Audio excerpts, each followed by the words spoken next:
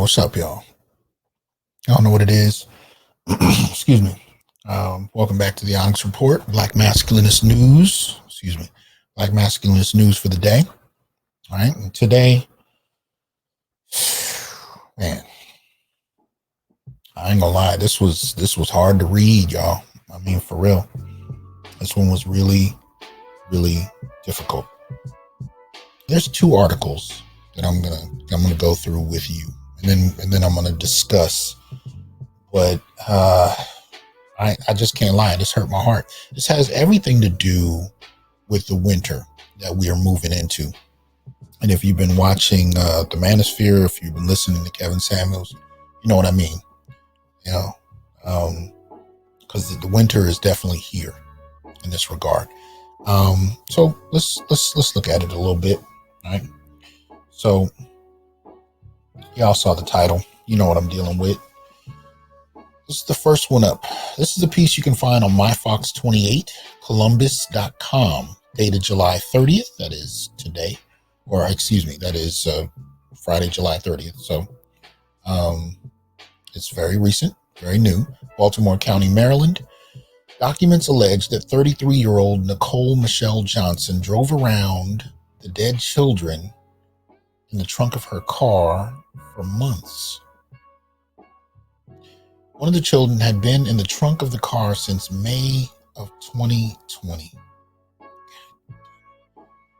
Baltimore County Police have charged Johnson with failure to report the deaths of the children, child abuse resulting in death, and neglect. The bodies of Jocelyn Marie James Johnson, 7, and Larry Darnell O'Neill, 5, were discovered just after 11 p.m. on Wednesday when officers conducted a traffic stop. Johnson was initially pulled over for speeding in a car that had fake paper tags from West Virginia. The vehicle was unregistered and uninsured, police say. The officer issued citations to Johnson, at which point she allegedly stated, "It don't matter. I won't be here in 5 days. Y'all gonna see me on the news. Y'all gonna see me on the news making my big debut." The dead children were discovered as the car was being prepared to be towed. Documents state that when Johnson went to the trunk of her car to get her belongings, the officer smelled the unmistakable odor of decomposition. Goddamn. Johnson removed a plastic tote and a clear trash bag from the car. The officer noticed maggots in the clear bag. Johnson claimed that they were just dirty blankets inside the bag. The officer continued to have Johnson remove the blankets, revealing a suitcase. When Johnson revealed the body of a child inside the suitcase, officers say she ran.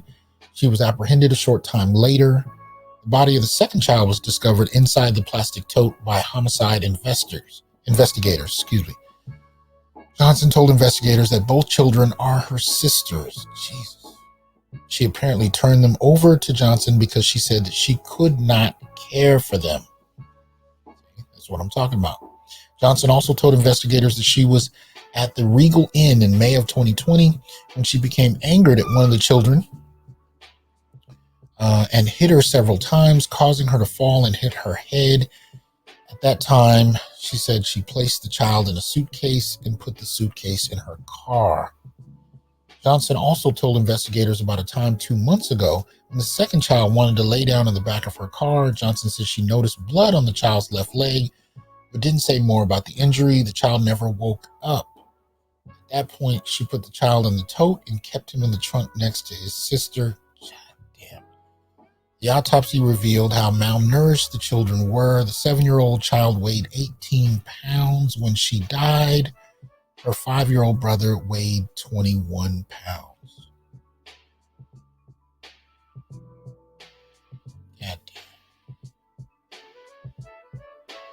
God damn.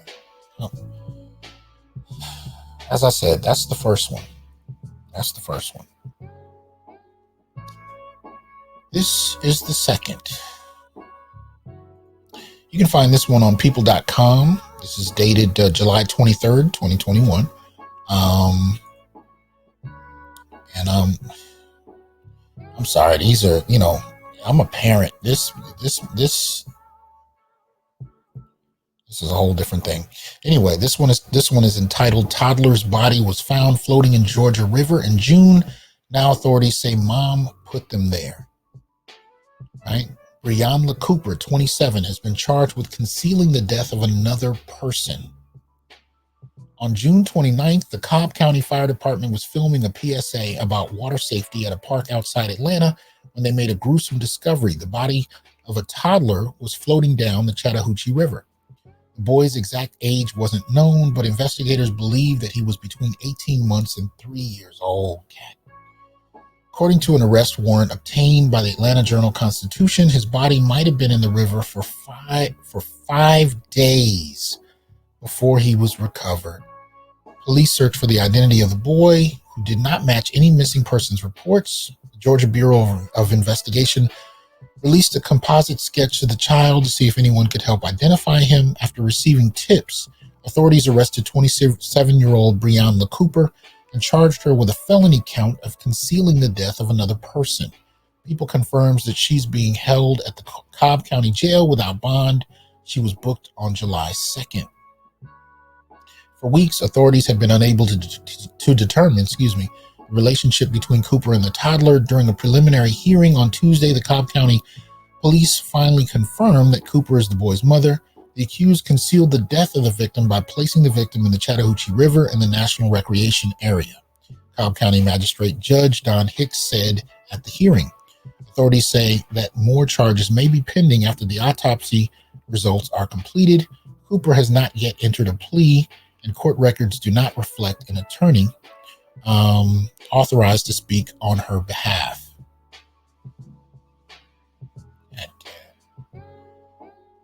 Ooh, I'm sorry.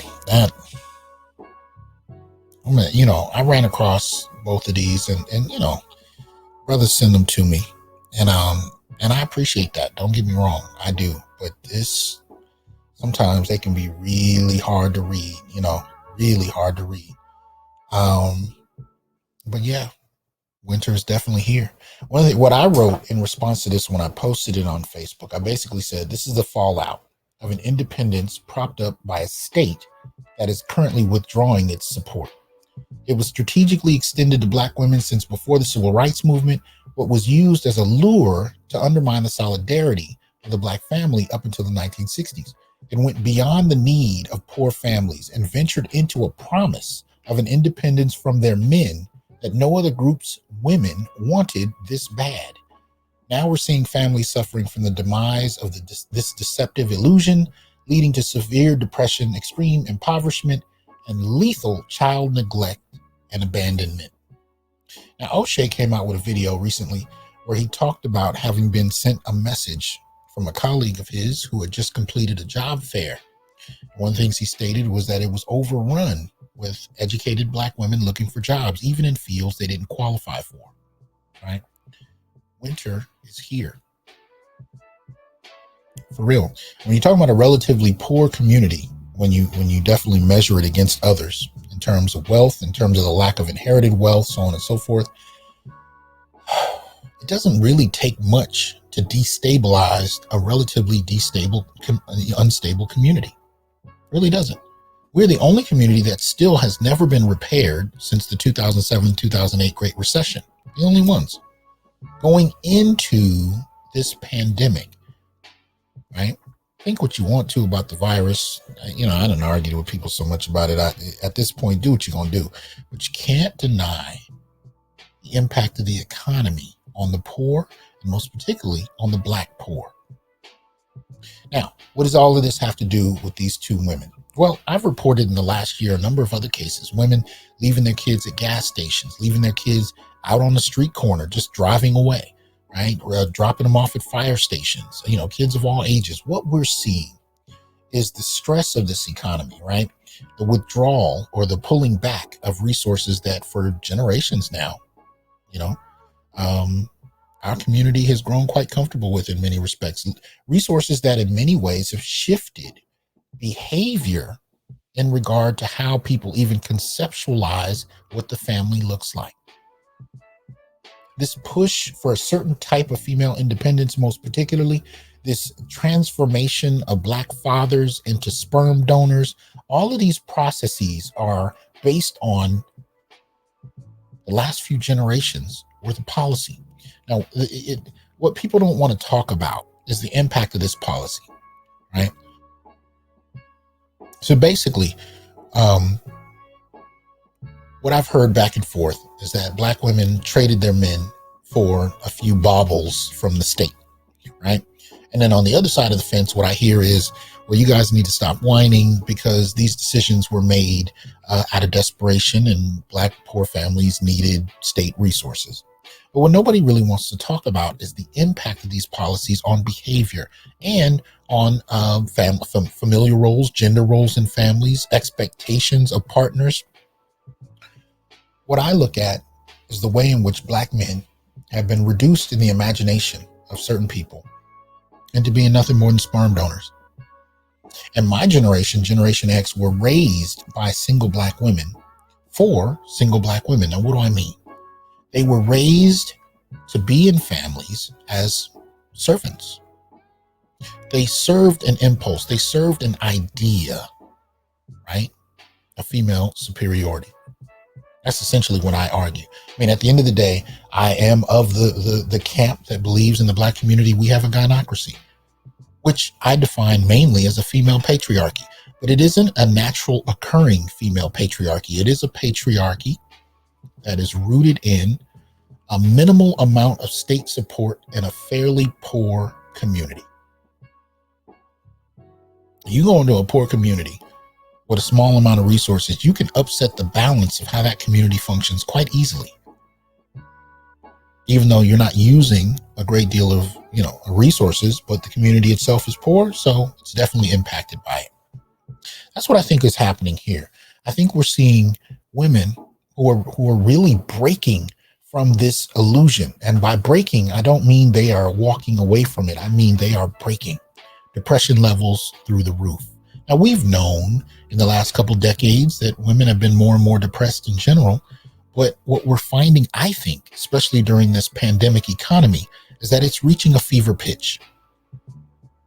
Because we've grown quite comfortable with certain established practices, certain established policies that we've pretty much banked on. And what that's allowed many women to do is not have to rely on men at all. Because at the end of the day, just like we've seen with this Brenner woman whose name escapes me. I didn't plan to go into her, so I'm not going to do that in this video. But what we've seen there is the idea.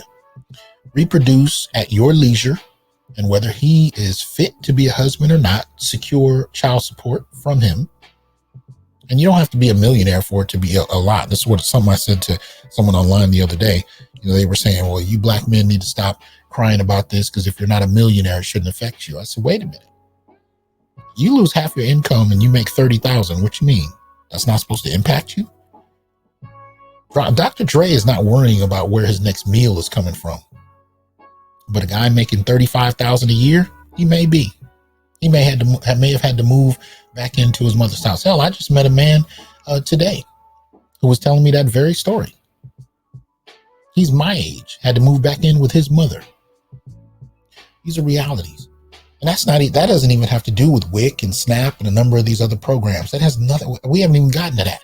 What I'm saying, though, is we've established a dynamic where women in this desire to be empowered and independent now do not see the need. Right?